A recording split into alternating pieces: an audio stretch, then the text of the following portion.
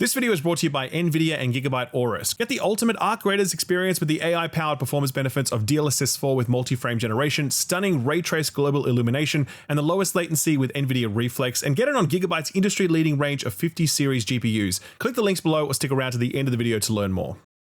When it comes to Ark Raiders, one of the biggest headlines doing the rounds is the David vs. Goliath success that Ark Raiders has managed to achieve here. In a month where both Battlefield 6 and Call of Duty both landed, Ark Raiders has come along and eaten both their lunch since it's maintaining a peak concurrent player count on Steam that is well above EA and Activision's powerhouses combined. And if you're not someone who typically plays these sorts of games, PvP games, battle royale games, extraction shooters, etc., you're probably looking at this and thinking, hey, good for you guys. That game isn't for me, and I will never play it, but I'm glad that you have all found something that you can enjoy. To those people, I say this. I made this video specifically for you, because my goal with this video is not to convince you that Ark Raiders is good, because you probably already believe that. My goal is to convince you that this game actually is for you.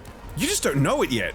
And I do mean you, the person who recently quit Destiny and is looking for a game to give them that loot goblin fix. I do mean you, who exclusively plays FromSoft games because you like squaring off against challenging PvE enemies. And I do mean you, who's on their third playthrough of The Witcher 3 and is looking for a new world to explore. And I do mean you, who plays custom Minecraft servers and is looking to collect and craft stuff. And I do mean you, who plays Rocket League and rematch with their mates on a Friday night because it doesn't matter what you're playing so long as you're playing it together. I probably don't mean you, who exclusively plays erotic visual novels, but hey, you never know who you'll meet topside, and in the words of the great man, I think at any time, any place, people can fall in love with each other. Right now, Ark Raiders is hovering at a daily peak of around 360,000 concurrent players just on Steam. But here's the secret behind that number. Many of those people aren't playing it as a PvP game. They're playing it as a co-op PvE RPG looter. Don't believe me? This is the Steam achievement called Unyielding. You can only get it for knocking out 10 other players in PvP. You know what percentage of the player base has that achievement? Less than 50%. You might say, well, clearly that's just people who bought the game but quit before playing much of it. But 70% of players who booted up this game have hit level 10. And let me tell you, it takes a fair number of hours to do that. So that 50% number is not explainable by people tapping out after just a few hours of play. Rather, it's explainable by what I've seen and experienced in my own 50 hours with the game. This is a PvE game just as much as it's a PvP game, and its PvE legs are long enough and strong enough to keep that PvE crowd coming back. And I know that because that's how I've been spending my 50 hours with Ark Raiders. All solo, all the time, 90% of it being PvE or co-op focused, PvPing only when I'm attacked or when the mood takes me, which, you know, does happen from time to time.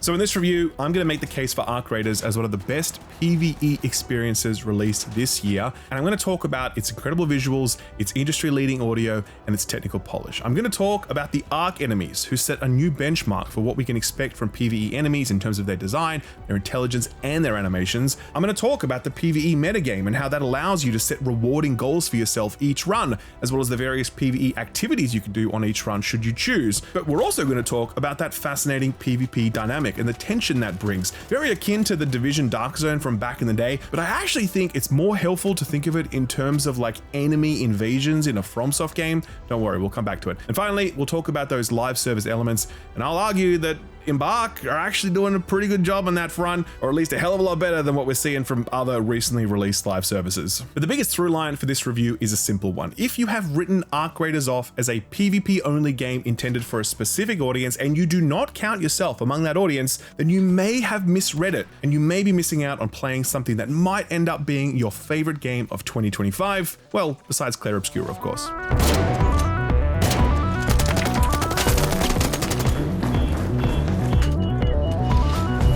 Ark Raiders is one of the best looking, best sounding, and best running games of 2025. In fact, I would go so far as to say that it's actually the best overall technical package released this year, with its audio and technical polish hitting a quality bar that most AAA games could only ever dream of reaching. But the visuals are certainly no slouch. While art design is subjective, it's certainly one of my favorite looking games of the year. The foundation is that cassette futurist vibe, which I'm incredibly into as someone who's old enough to remember using actual cassette Walkmans. The retro futurist aesthetic has its origins origins in stuff like Aliens or Star Wars, but more recently we saw it in the early days of Destiny before Bungie moved away from it, or more notably Starfield, which based its entire design on what it called NASA punk. Embark have their own spin on it, one that is more terrestrial given that the people of this world haven't escaped to the stars yet, and with the exception of the futurist Stella Montis Research Center, you get a sense that this is a world that leans more into the retro part of the retro-futurist equation. But it's the color that really sets this thing apart, and if you've played Embark's other game, The Finals, then seeing this bold, brash, fearless use of color will come as absolutely no shock to you. It's not quite as bold here in Ark Raiders, but it's no less affecting. The bright colors of the player outfits, the deliberate color palettes of each map, the way the sun and moon can utterly transform a scene based on the time of day or viewing angle. Ark Raiders is an incredibly sumptuous game to look at, and I believe it's one of the things that appeals to that PvE crowd. There's a thing that happens when you take in a stunning landscape, knowing that you can just go anywhere and explore most of what you see. That's a foundational aspect of Ark Raiders, the promise of massive maps full of things to discover. There are 5 maps in the game, all are stunning, and all of them are so big and so dense that after 50 hours of play, I only really feel like I truly know one of them, and even then there are a few spots that I haven't fully explored yet. With maps this big and with it looking this good, it's somewhat of a miracle that it runs as well as it does, doubly so given that this is an Unreal Engine 5 game, and we all know what that means these days. Not here though. If you're interested in the detail, I really recommend Digital Foundry's excellent video on the topic, but TLDR, Embark were very selective about which Unreal Engine 5 features they wanted to utilize, and by cutting back on stuff that they didn't truly need, they've been able to guarantee a baseline level of performance that feels a little too good to be true, but it isn't. The game really does run like a dream on a variety of different PC configs, as well as on consoles. But it's the audio that is the real star of the show here, and for very good reason, because audio is one of the central gameplay mechanics in both PvE against Ark enemies, but particularly in PvP, where the slightest noise can give away your location, costing you an entire loadout if you are unlucky or careless.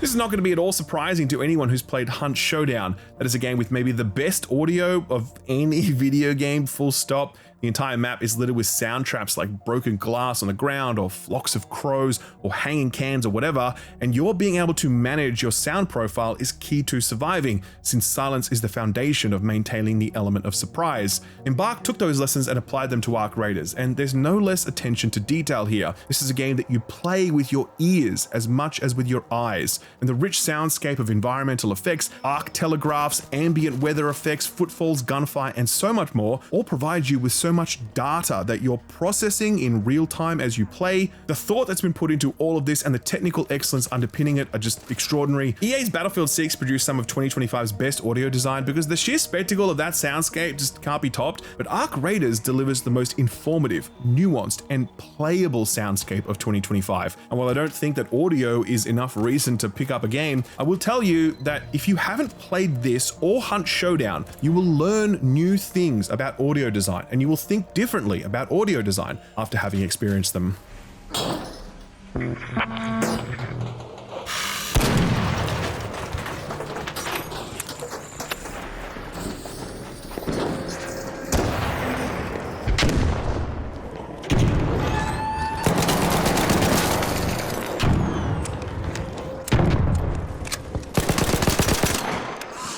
I'll finish this technical block by saying what I said at the top. I think this is the most polished and most complete technical package released this year. While solid technical performance is never a reason to buy a game, poor technical performance is certainly a reason to avoid one, so it's nice that we don't have to worry about that here.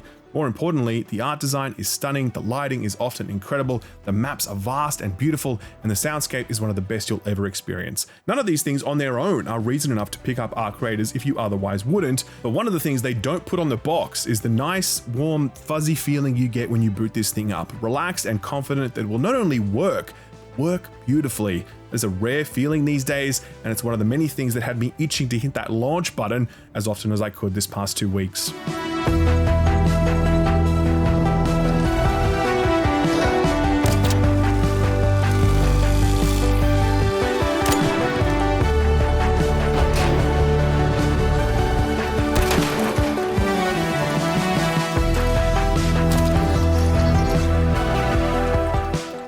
impressive as the visuals and sound are, the real technical achievement that Ark Raiders delivers is right there in the title, the Ark. The Ark are some of the most compelling PvE enemies you can fight in any video game because of their clever design, their oppressive intelligence, and their reactive animations, which are frankly the best I've seen for machine enemies like this. The Ark are the robot PvE enemies littered throughout the maps, and if you haven't yet played Ark Raiders, you'd probably be like, well, they're just robots, how impressive could they be? And to be fair, you don't realize just how impressive they are until you spend some proper time with them, because at first when you die to them, you're like, oh man, that wasp really does deal a lot of damage, doesn't it? It's only later that you notice how it's dealing that damage. After chasing you halfway across the map, after finding an angle despite the fact that you're like hiding in a building, and after having it relearn how to fly with just 3 propellers after you shot the 4th off.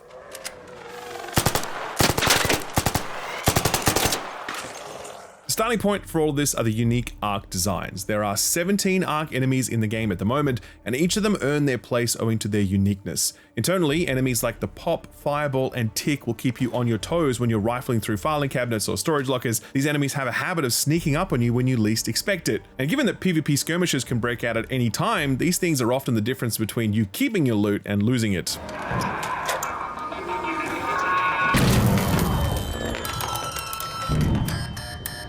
But it's the outdoor enemies that are the real star of the show. The Wasp and the Hornet are the cornerstone of most engagements. Wasps are fairly fragile, but their machine gun will absolutely shred you if it gets a line on you. Shooting them in the body doesn't do all that much, especially if you're using the wrong ammo type. But if you can land a heavy ammo shot on one of their propellers, you'll knock that thing clean off. The Wasp can still fly though. It'll just need a second to recalibrate itself now that it's only flying with 3 propellers. At that point, you better have knocked off another propeller or you're gonna be in trouble.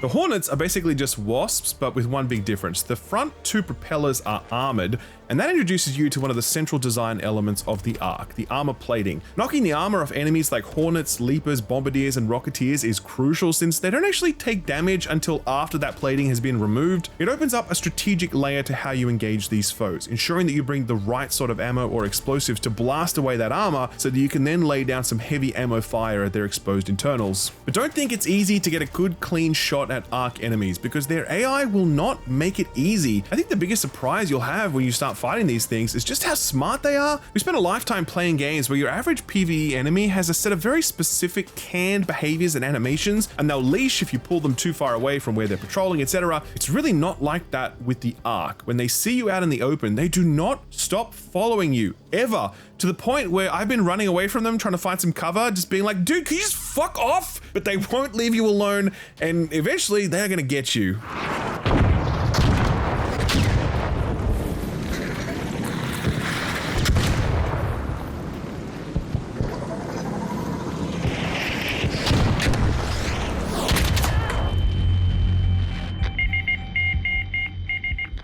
Challenge posed by these enemies is another thing that I think makes Ark Raiders appealing to PvE players. If those enemies were less threatening, less challenging, and less intelligent, loading into a run would be less exciting because each of these PvE skirmishes would play out in the exact same way. But the design, tuning, and intelligence of these enemies makes every single engagement a risk. Every single one. I cannot count the number of times where I thought I'd just take out a lowly wasp only for 2 of his mates to then rock up and I quickly lose control of the situation, losing my entire kit in the process. But there's one other thing that makes the Ark special, and it's their animations. I really wasn't kidding when I said that the Wasp has to relearn how to fly after losing a propeller. You can see them do this as their chassis responds to the exact location that the bullet strikes and the loss of that specific propeller and what that does to their stability, and the seconds afterwards as they spin and tumble trying to recalibrate themselves. Sometimes it can't, by the way, and it hits the ground and it'll explode, but often it will keep going. The Leaper though is the real showcase for Embark's animation tech. You've probably seen this thing already, but it's a giant spider-like enemy that will literally leap at you from 100 meters away or more. As it does this, its limbs aren't clipping through terrain as you'd expect they might. They're all responding 100% accurately to the geometry around it, and that means this thing can get caught on stuff and topple over. Fighting it is often terrifying because of its ferocity and the spectacle of it leaping across the map to sit on you, but it's also often funny because it looks so goofy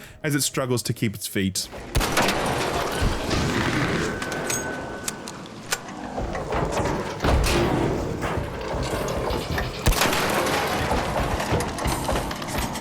Regardless though, the flailing about you're seeing looks different every single time you see it because the animations are not canned in a traditional sense. Instead, they're actually trained by an AI model. Embark actually posted a blog about this, revealing that all of the arcs were essentially taught how to move by a training model that would reward them with virtual treats as they completed exercises. I don't claim to fully understand it, but it's a fundamentally different approach to animation design than we've seen before, and it's one that is AI-led. However, it's not only AI. After the AI model has done its work, experienced animators come in to refine the work. The model may say that this is the most efficient means for the arc to move from A to B, but an animator then comes in to refine it so that it looks good and so that players can actually interface with it if you're trying to shoot limbs off, etc. A combination of the arc's designs, their intelligence, and their animations make them really interesting foes to engage each and every match. No two engagements are ever the same, and I think that Embark has truly raised the bar when it comes to PvE enemy design. I really do. It's ironic that these machines feel incredibly lifelike. The scrappiness of a 1v1 against a wasp, or the terrifying threat of a leaper or a bombardier is something that you need to experience firsthand, and it's another of those things that makes this a very compelling package to PvE focused players. These enemies are not just noise traps or resource sinks, they're intelligent, adaptive foes who contribute to emergent gameplay moments just as often as other players do.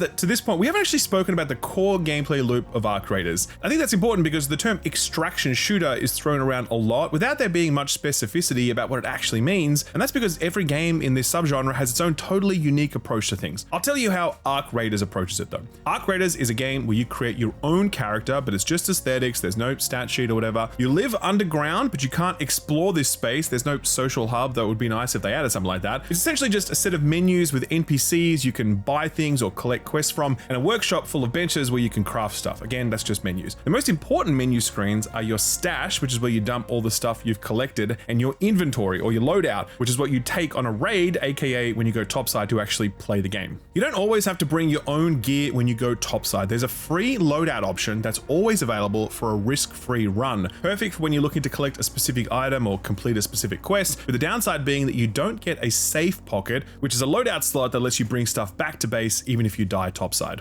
So you're always going to be in a position where you can play Ark Raiders even if you lose absolutely everything that you own, and you're always in a position where you can just play for fun without risking anything valuable. So what are you doing topside? Well, as I've been saying throughout this whole video, you're not just PvPing. In fact, most of the time, you're working towards a set of goals that the game has set for you or that you've set for yourself based on something you might want to craft. The quests are an important starting point. There are 60 of them currently in the game, and they're really smart because they function as a sort of extended tutorial. They begin by asking you to visit certain places or loot certain things, but eventually they'll teach you more advanced techniques, like the fact that you can use certain arc components as grenades, for example, or how to make use of zip lines to reach tricky locations.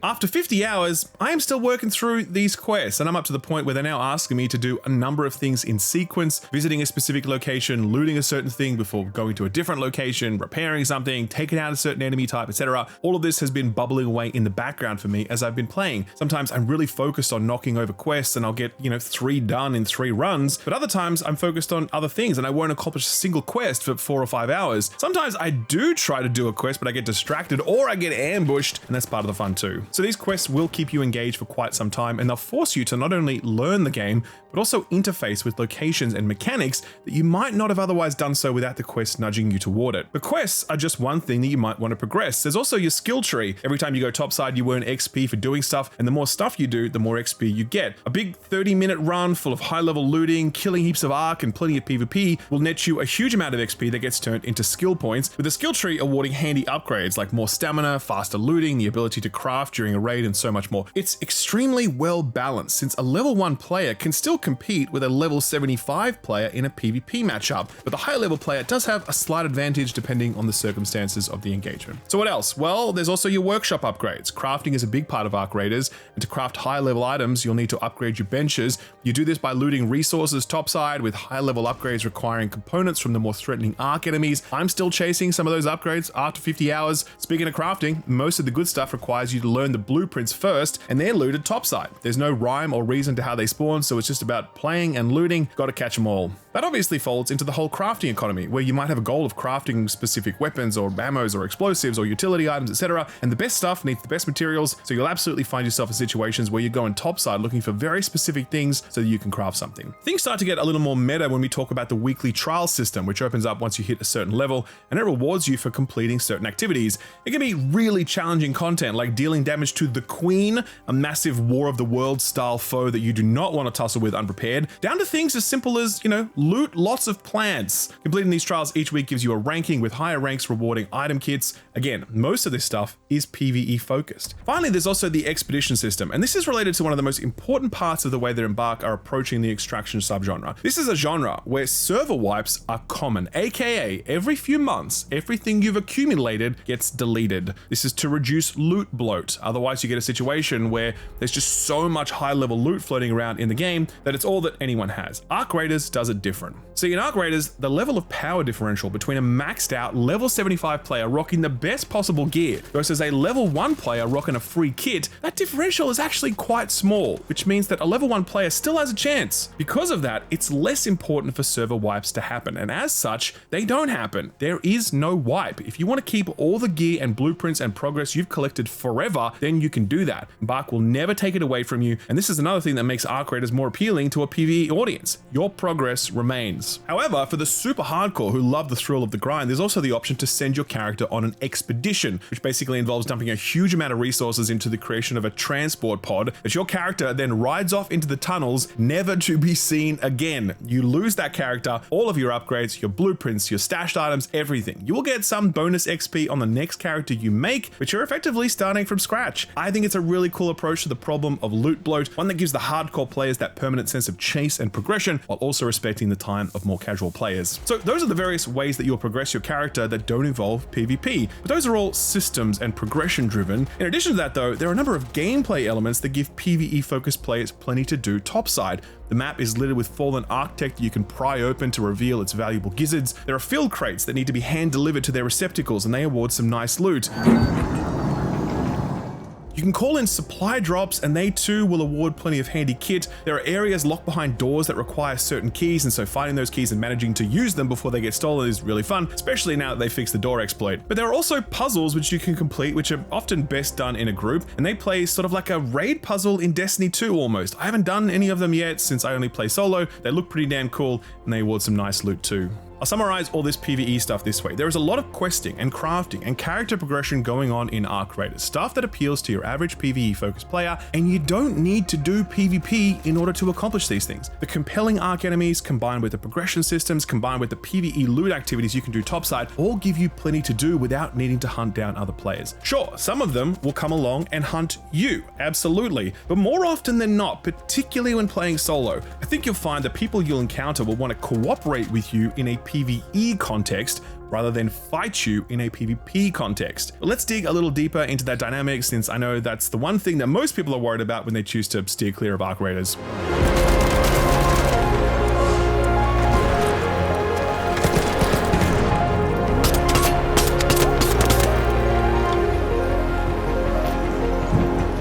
So at this point, I've really been stressing the idea that there's actually a lot here in Ark Raiders for PvE focused players to sink their teeth into, but I don't want that to be misconstrued as you never need to PvP, because that's definitely not true.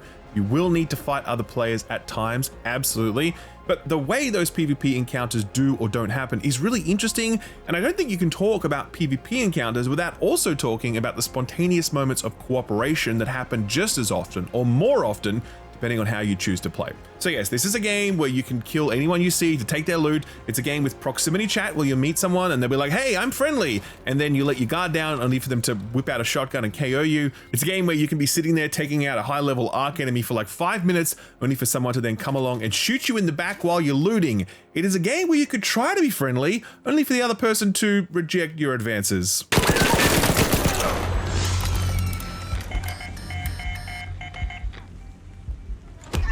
All of these things happen, and they happen regularly depending on how you choose to play. For example, squads are much more prone to PvP than solo players because, yeah, the matchmaking puts solos with solos and squads with squads. In groups, players are naturally more hostile, but solo, I would say that like 80% of the people I encounter are not hostile. They're just trying to collect some loot and craft stuff and complete a quest. They aren't looking to fight any more than you are. So choosing to play solo is, ironically enough, a safer experience since you're less likely to be attacked by other players. Similarly, using proximity chat is a really important way to diffuse the tension, because when you can hear that there's an actual person on the other side of that microphone, there's a thing that happens inside of you where it just becomes much harder to pull the trigger. I'm friendly. No problem. I love you, kiss you. Choo. The social aspect of proximity chat isn't just for griefing, though you will certainly get some of that. It's actually more important as a tool for spontaneous connection. Most of the time when I hear someone on prox chat, I'm like, this person is probably cool. It's the people who aren't using a mic and aren't using emotes that you really need to be worried about. There's also this natural rhythm to each round and where you play on the map, and understanding that rhythm is very important for avoiding PvP if that's what you want to do.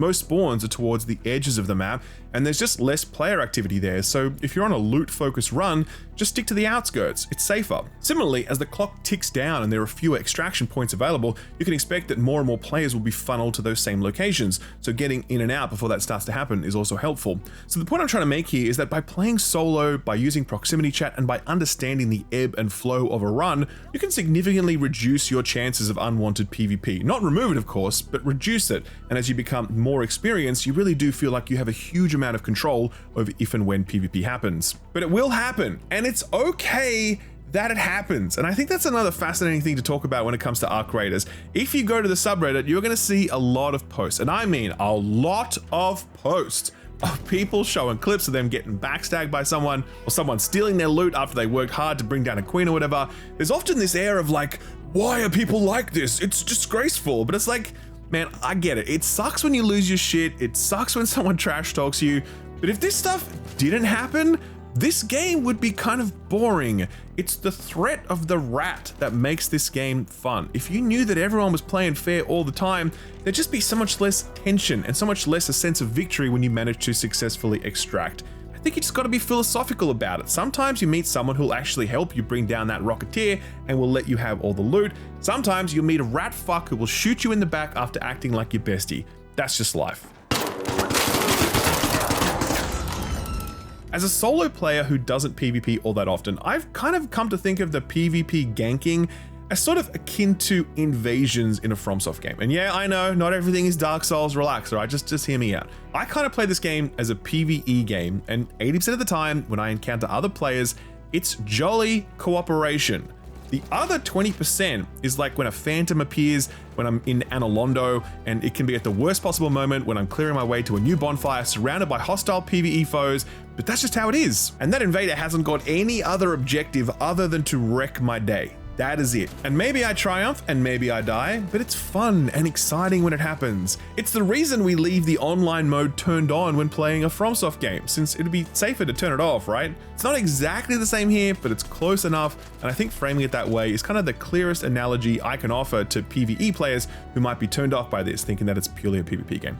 But ultimately, I think the most compelling story about player interactions in Ark Raiders isn't the backstabbing, which is incentivized, it's the collaboration that isn't. Helping out other players doesn't net you bonus XP or whatever. There's always a temptation to just shoot on sight and steal their shit, but in a classic game theory framework, pushing past that temptation can and often will lead to more lucrative results, since you can accomplish more by working together. I think more people than you'd expect have cottoned onto that fact, and as such, topside isn't always as scary as the extraction genre label might have you believe.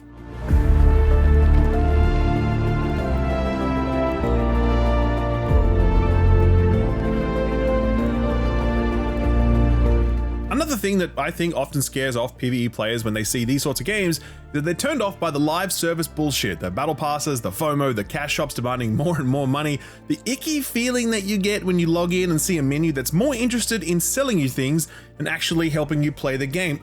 Battlefield. Well, I'm pleased to tell you that Ark Raiders demonstrates far more restraint in these areas than most other live service multiplayer experiences, to the point where you kind of forget that it's a live service. I mean, we already spoke about the lack of server wipes. The fact that you get to keep your gear forever is pretty cool. There is a cash shop that sells skins for your character and your chicken, very important. These skins actually just got a price drop since the community felt like they were too expensive, and so Embark actually listened. Don't see that every day in the world of live service. I also think these cosmetics are very in keeping with the visual style of the game, and that matters a lot in this modern era where many of the biggest live service games are completely abandoning their aesthetics. COD did it ages ago with their Nicki Minaj and Beavis and Butthead skins. Battlefield 6 is doing it right now with a bunch of skins that look like teenagers took a spray can to some army camo, and Destiny's about to do it by letting you dress up as a stormtrooper. Honestly, I'm pretty heartbroken about that one, not gonna lie. Point is, there's an immersive quality to Ark Raiders' visual design, and the cosmetics that you're seeing here are very consistent with that, so let's hope it stays that way long into the future. Also important to note that cosmetic outfits are the only thing you can buy with cash. You cannot buy any weapons, items, XP boosters, etc. Ark Raiders is 100% free of pay-to-win bullshit. What else? Well, there is a battle pass, because of course there is. But you know what? I'm getting through it at a pretty steady clip, and I haven't been actively focusing on doing the daily challenges that award the battle pass currency. It does feel better calibrated than the battle pass of the finals, because I remember that being painfully slow when I was playing that game. But yeah, this feels broadly fine, I think. And honestly, the rewards are just some items you could typically loot or craft anyway, as well as some nice cosmetics, so that's fine. There was also a limited time event that they ran which awarded more resources and its own cosmetic outfit, and it was really quick to get through that, to be honest, a really pleasant surprise. But most importantly, you never once have to open up the cash shop or even the battle pass. Like, it's just there for those who want it. It's not thrust under your nose every time you log in or do anything. It feels like Embark are quietly confident that this game will make money over the long term, and so Ark Raiders doesn't feel as greedy or as desperate as so many other live service games currently feel.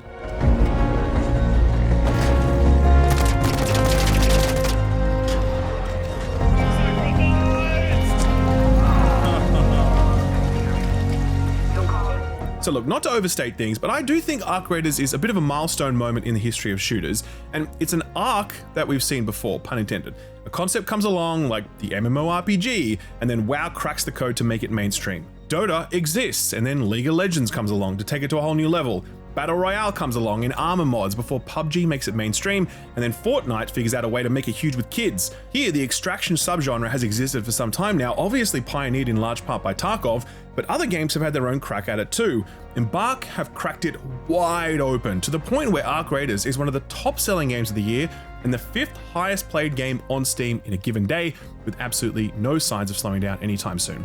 Central to all of those other examples is the idea of taking something that was pretty janky and pretty hardcore and then refining it. And that's exactly what Embark did with Ark Raiders. There's no jank here at all. In fact, it's like anti-jank. It's the most polished and complete technical package released in 2025. From a gameplay perspective, many of the rough edges that define this subgenre have been smoothed back. Things like arduous inventory management or instant time to kill or loot wipes. That's naturally going to pull in more people who might have already been interested in an extraction shooter, but that audience alone would not have been enough to have propelled Ark Raiders to these heights. It's the other stuff they've added that's pulled in those players who have never played a game like this before. All of those quests and character progression pathways, all of those PvE activities you can do during a raid, these incredible Ark enemies who are so smart, so threatening, so relentless, and so satisfying to bring down. When I interviewed the game's director, Alexander Grundle, I asked him, is Ark Raiders going to be worth picking up if you're not a PvP-focused player? And he said to me, certainly, absolutely. And honestly, I didn't really believe him. I didn't think he was lying. I just thought he was doing a bit of PR work, sort of positioning the game as being all things to all players. But having now spent 50 hours with this game, he wasn't bullshitting, man. And I think that it's this component more than anything else that has made Ark Raiders the blockbuster that it is. It's an extremely engaging PvE game, on top of being a fascinating and smartly balanced PvP game, and it just so happens to look and sound incredible while doing all of that, and it isn't stuffed full to bursting with the live service bullshit that will drive you crazy. It's a phenomenal package. I expect I'll put hundreds more hours into it over the coming months and years. I strongly recommend it to you.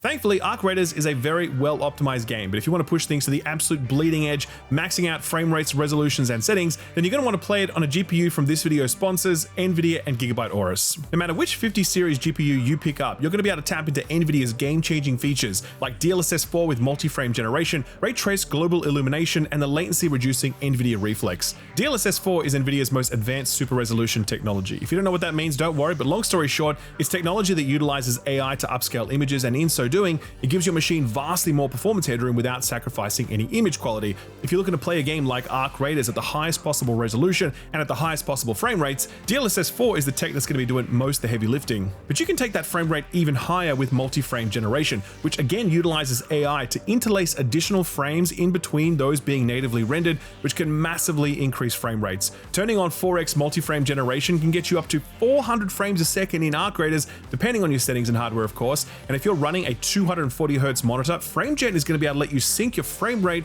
to your refresh rate for maximum smoothness. Ark Raiders also supports NVIDIA Reflex, which is automatically turned on when you enable multi-frame generation. It's technology that reduces system latency, making gameplay feel snappy and responsive, and all of this comes with the raw power and throughput of NVIDIA's hardware, the undisputed market leaders in GPU technology. If this sort of cutting-edge tech is what you're after, then I do recommend checking out Gigabyte's award-winning range of 50 series GPUs. Their Hawk fan design is specifically engineered to maximize both air pressure and the amount of air circulating through your GPU, and its composite liquid metal componentry keeps temperatures down while keeping frame rates up. It's got server-grade thermal conductive gel for improved VRAM temperatures, as well as a large vapor chamber, superconductive heat pipes, and an angular thermal fin design. Plus, there are nice little flourishes like customizable RGB and even an edge view LCD display for GPU stats, or just things like text, images, or GIFs. Ark Raiders is the sort of game that deserves an upgrade, so if you've been thinking about one, then now's the perfect time. With NVIDIA and Gigabyte Aorus's 50 series GPUs, you'll get best-in-class performance no matter which card you choose. So if you want to learn more about their lineup, I've left a link to both NVIDIA's product page and Gigabyte Aorus's 50 series lineup below. Thanks NVIDIA and Gigabyte Aorus for sponsoring the video, and thank you for watching it.